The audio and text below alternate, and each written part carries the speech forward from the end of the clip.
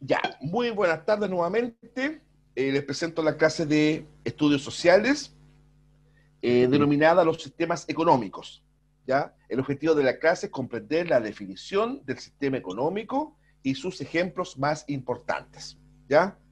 Este es correspondiente a la clase 21. Hemos avanzado bastante rápido en el año, chicos, y la verdad es que siempre aquí en Chile se decía por lo menos que después de las fiestas patrias el tiempo es más veloz todavía. Por lo tanto, ¿verdad? Tenemos que redoblar los esfuerzos para llegar a la meta. Ya, partida, ¿qué es un sistema económico? El sistema económico es un conjunto de acciones que contribuyen a la situación económica de una sociedad y el desarrollo de la misma. Se realizan actividades económicas o de comercio para ir generando dinero, así como mismo los impuestos. ¿Ya? Claro, porque a un Estado, por ejemplo, entra recursos monetarios a partir de los impuestos. El impuesto, ya uno va a comprar, ¿verdad?, un refresco, ¿verdad?, al negocio.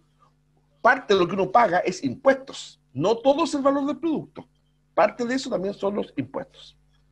Los sistemas económicos obedecen a una ideología, doctrina o visión de sociedad.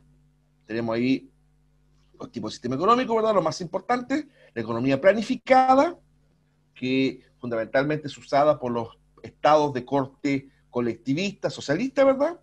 La economía capitalista, generalmente los estados liberales, que tienen que ver más bien con la empresa privada, con el libre mercado, por ejemplo. Estamos hablando ahí de una economía capitalista. Y tenemos un tercero que intenta tomar como elemento de cada uno, que es la economía mixta. Es decir, un estado que por una parte respeta la propiedad privada, ¿no es cierto?, pero en función de un sentido colectivo, ya la economía mixta. Bueno, ¿cuáles son los elementos más importantes del sistema económico? Para que un sistema económico funcione de igual manera adecuada, se necesita de diferentes elementos. Estos son la necesidad de los bienes y los servicios. La necesidad es un estado de carencia, ¿verdad?, que tiene un ser humano, que tiene que ser resuelto, tiene que ser satisfecho. Los bienes son objetos, entes materiales, que permiten satisfacer esas necesidades, ¿no es verdad? Y los servicios son acciones que también permiten satisfacer necesidades económicas. Las actividades económicas, que son fundamentalmente trabajo que el ser humano hace para poder satisfacer sus necesidades. Los factores productivos, es decir, aquellos elementos que participan en la producción de los recursos. Los agentes económicos, actores, personas, instituciones, ¿verdad?, que participan en el proceso económico. Y los sectores de la economía, ¿ya?, que fundamentalmente son tres, pero últimamente se ha agregado un cuarto, ¿ya? Sector primario, sector secundario, sector terciario, ¿verdad? Materias primas, productos elaborados, servicios. Y también se le agrega un cuarto hoy día, que es la tecnología. En esta clase nos referiremos especialmente a los factores productivos y a los agentes económicos, además de los tipos de sistemas económicos. Ahora, en primer lugar, tenemos que hablar, ¿no es cierto?, del sistema económico de mercado. ¿A qué se refiere con eso? En la economía de mercado, que es actualmente el sistema con mayor fuerza, el mercado es el encargado, ¿ya?, implica el mecanismo, ¿verdad?, propicio para distribuir, generar, establecer los sistemas de producción, distribución y consumo de los bienes económicos. En ese sentido, el Estado tiene un rol, por supuesto, pero menor. El mercado, es decir, como conjunto de transacciones, libre, oferta y demanda, ¿verdad?, lo que implica el libre mercado, regula en el fondo la producción de bienes y servicios. En este sentido, en este sistema, ¿verdad?, los medios de producción están en manos de particulares. Particulares. No tanto del Estado. El Estado interviene como ente más bien regulador. En este sistema existen dos grupos diferentes de personas. Letra A, los oferentes. Son los encargados de ofrecer productos y servicios a cambio de una cantidad de dinero determinado. ¿Ya? Es el oferente. El oferente puede ser oferente de un producto alimenticio, de un producto elaborado, oferente de un servicio, ¿ya? Es el que ofrece un producto o un servicio, pero pero teniendo como recompensa el pago de un precio, ¿ya? Los demandantes son los encargados de comprar bienes y contratar servicios a cambio de un determinado precio, ¿ya? Para cada producto y cada servicio se establece una relación entre los oferentes y los demandantes. De esta relación surge el precio, que es el número de unidades monetarias de dinero que deben pagarse por unidad física de un producto o un servicio. Por ello, mientras el precio de la economía planificada es el resultado de la decisión del Estado, en la economía de mercado el precio no es otra cosa que la interacción entre la oferta y la demanda. Antes se decía la siguiente lógica, por ejemplo, si en un estado, en un mercado, etcétera, a mayor demanda de un producto y menor oferta, el precio sube. Por ejemplo, supongamos una población necesita y que requiere, ponte tú, una importante cantidad de azúcar, por ejemplo. Pero en esa región muy pocos lo ofrecen el azúcar como producto de venta, obviamente ese precio va a ser alto, ¿ya? Entonces, a mayor demanda y menor oferta, el precio sube. Al revés, a menor demanda, que la gente no lo quiere comprar, y mucha oferta, el precio baja. Y eso uno lo puede ver, muchachos. Si ustedes, por ejemplo, toman lo que es en Internet, por ejemplo, Mercado Libre, Feria de la Pulga y cosas por el estilo, ¿verdad? Hay productos que están bastante baratos. ¿Por qué? Porque hay muchas ofertas de eso. Le pongo un ejemplo. Los vehículos, los automóviles. Usted hoy día puede encontrar un vehículo de un buen año a bajo precio, ¿ya? De repente pues, eso ocurre por la sobreoferta que el producto está evidenciando, ¿ya? Por ahí tenemos, ¿verdad?, dos ejemplos de lo que estamos hablando. El precio, ¿cierto?, que sería, de alguna manera, el resultado de esta interacción libre de la oferta y de la demanda. Ya, ahora frente al anterior, muchas veces como antagonista, tenemos el sistema económico planificado o centralizado. La economía planificada o centralizada es un sistema en el cual los asuntos concernientes a la producción están en manos del Estado, ¿ya? Los bienes económicos dependen de la voluntad de una persona o de un grupo de personas, generalmente son las autoridades, razón por la cual el mercado desempeña un papel sumamente limitado en la selección de recursos.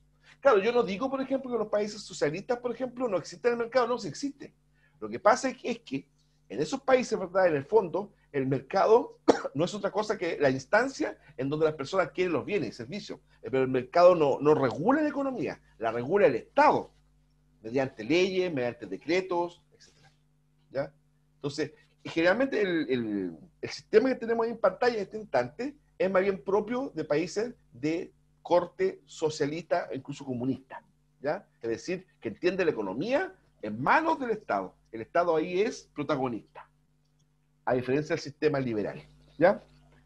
En este sistema, la autoridad que cuenta con el poder suficiente para imponer su criterio al resto de los individuos de una colectividad está constituida por el Estado y las empresas. Se dedican a ejecutar las acciones que éste planifica. Bueno, la verdad es que en el sistema colectivista la acción de la empresa privada es poca, es muy limitado o no existe. Yo no creo que haya empresa privada en Corea del Norte, por ejemplo. Cuba, que es otro ejemplo que tenemos acá en América, durante mucho tiempo tampoco había, ¿ya? Pero después la dictadura de los hermanos Castro, ¿verdad?, empezó a liberalizar un poco la economía. Y hoy día Cuba tiene interacción en su interior de empresa privada, por ejemplo. Una de las primeras que entró fue la Coca-Cola en la década del 90, yo me acuerdo. En Rusia, cuando era una tremenda novedad que entraron los McDonald's, también en la época del 90, porque eran economías muy cerradas, ¿ya? Bastante no anecdótica, antagónica, esa es la palabra, antagónica en contra de la empresa privada. ¿Se dan cuenta? Ahora, no pensemos que esto es malo en sí mismo, no estoy diciendo eso. Lo que yo digo, ¿verdad?, es que en ese caso, más que la libertad económica, la libertad para elegir, se privilegia, ¿no es cierto?, que cada persona tenga lo mínimo necesario para poder sobrevivir dignamente. Podemos entrar a discutir después qué es lo que es vivir dignamente, ¿ya?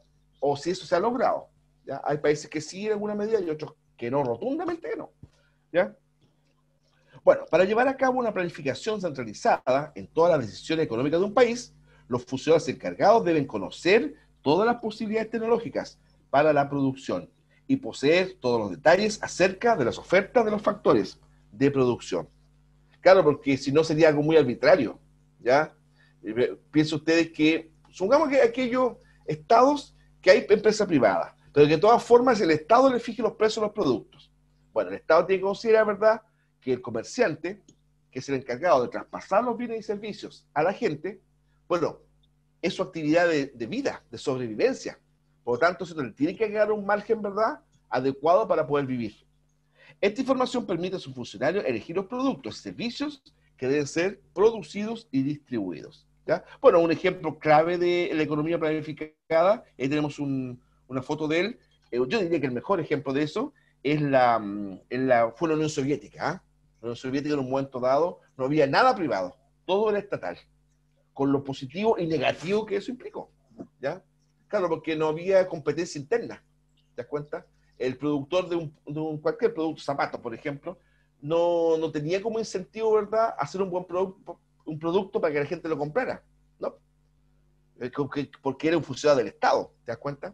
A lo mejor ahí el incentivo o el miedo, digamos, era hacer un buen producto de buena calidad, porque era un castigo, digamos, ciertamente, pero en la economía claramente el incentivo es la obtención de ganancias. Ya, el sistema mixto se refiere a un modelo económico que recurre al mercado para asignar los recursos, pero que el Estado interviene para regular su funcionamiento. Incorpora elementos de la economía de mercado libre y de la economía planificada, o una propuesta en la que coexistan la propiedad privada del capitalismo y la propiedad colectiva del socialismo, ¿ya? En general, y no exclusivamente, de forma estatal o pública, ¿ya? A fin de incluir en un sistema económico consideraciones sociales más amplias. Por ejemplo, la ética, la justicia social, el bienestar social, la gestión sustentable del medio ambiente, etcétera. ¿Ya? Aquí en Chile se intentó aplicar un modelo de economía mixta hace muchos años bajo el gobierno de Eduardo Frei Montalva, ¿ya?, en la década del 60, en la cual nosotros se ofrecía a la población salir de la aportación económica, pero a partir de leyes justas y en libertad. ¿Ya? En ese tiempo se hablaba de una economía comunitaria, en la cual se respetaba la propiedad privada, ¿verdad?, pero en función social.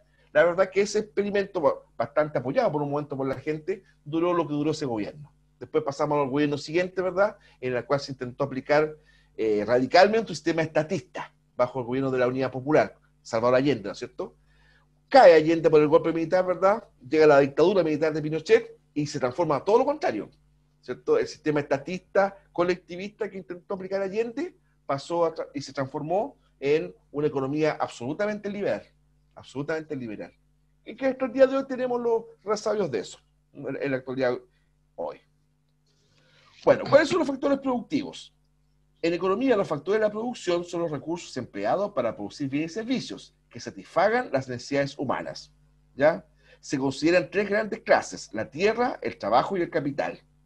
La producción transformada en renta se distribuye entre ellos, obteniendo así una remuneración. La palabra remuneración usted tiene que entenderla como sinónimo de sueldo o renta o aquel dinero que a ti te permite vivir. Eso es remuneración, ¿ya? Entonces, lo que estamos hablando, ¿verdad?, aquí, la remuneración de quien produce también forma parte del cálculo económico, ¿ya? Así, a la persona que produce le tiene que quedar, ¿verdad?, un porcentaje para poder vivir esa persona. ¿Te das cuenta? Ya, el factor tierra.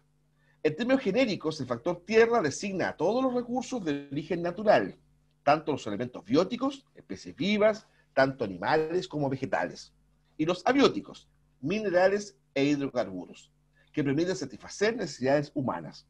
Acá no confundamos el factor tierra con decir suelo, ¿ya? Con decir, por ejemplo, la parte más externa de la corteza terrestre. No, no, no.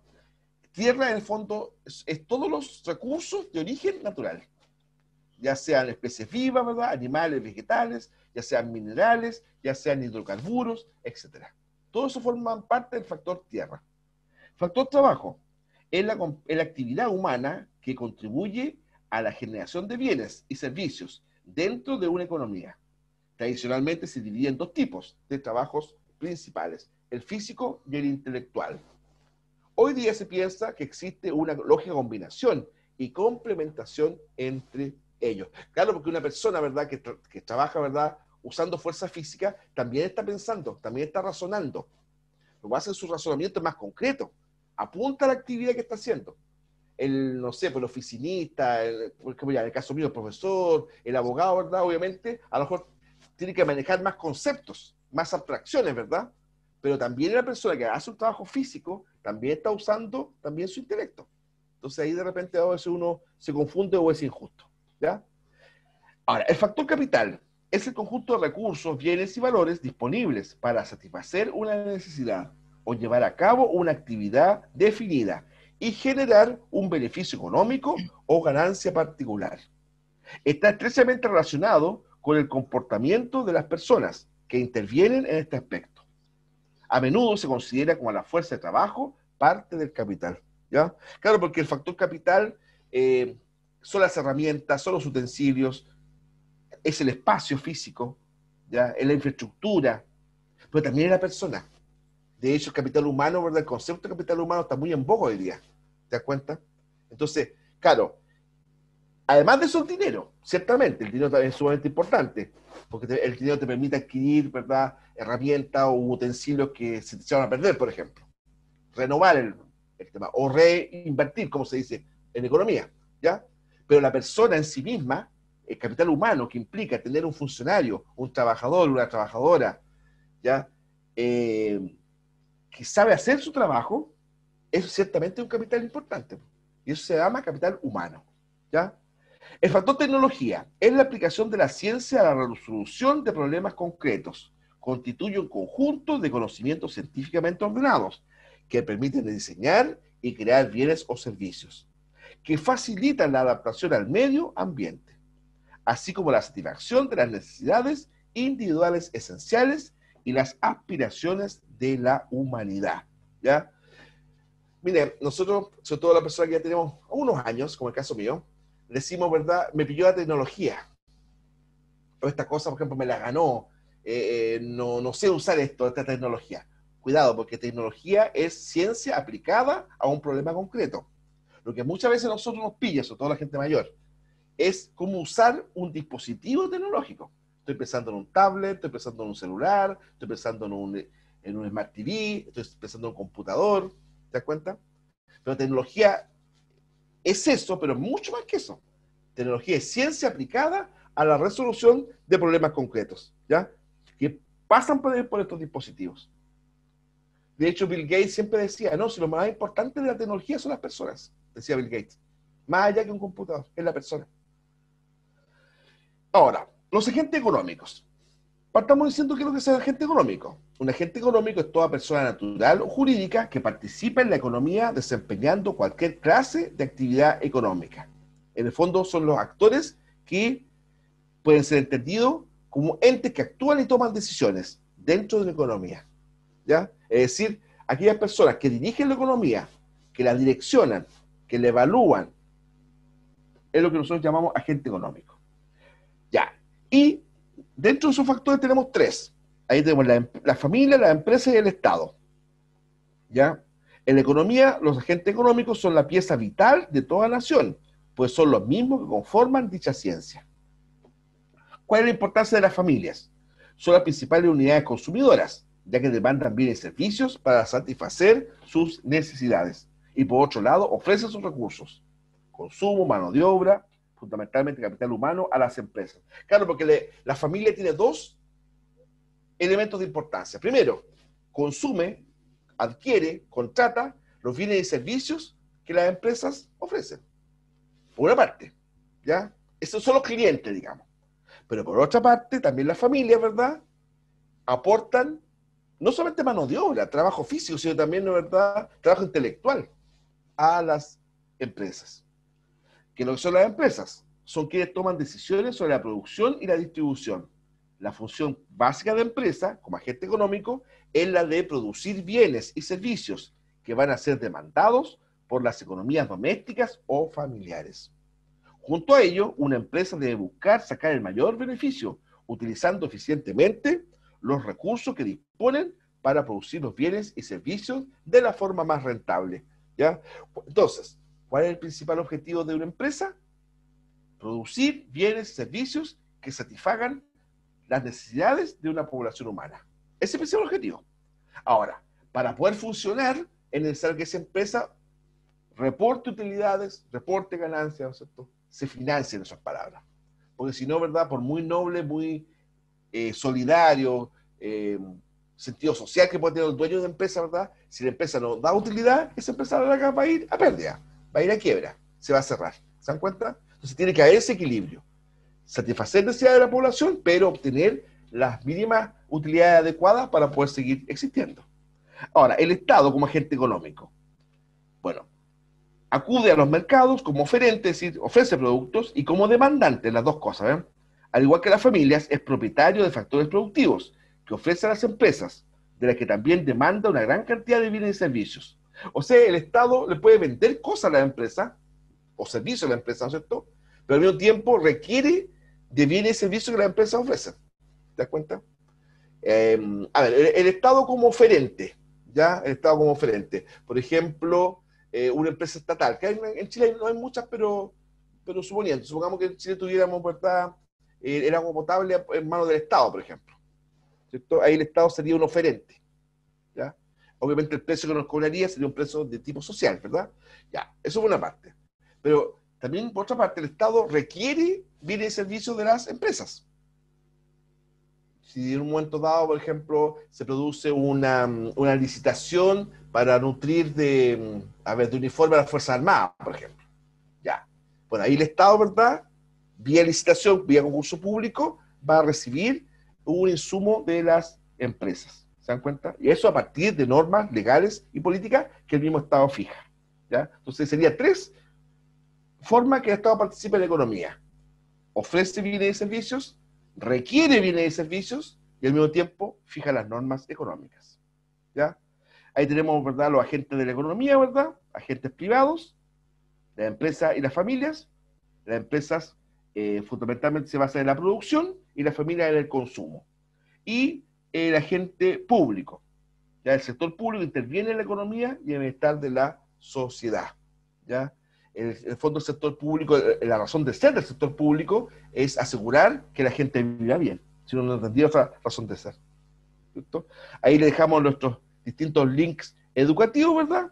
Para que ustedes puedan establecer una profundización de los contenidos que les he expuesto en esta clase.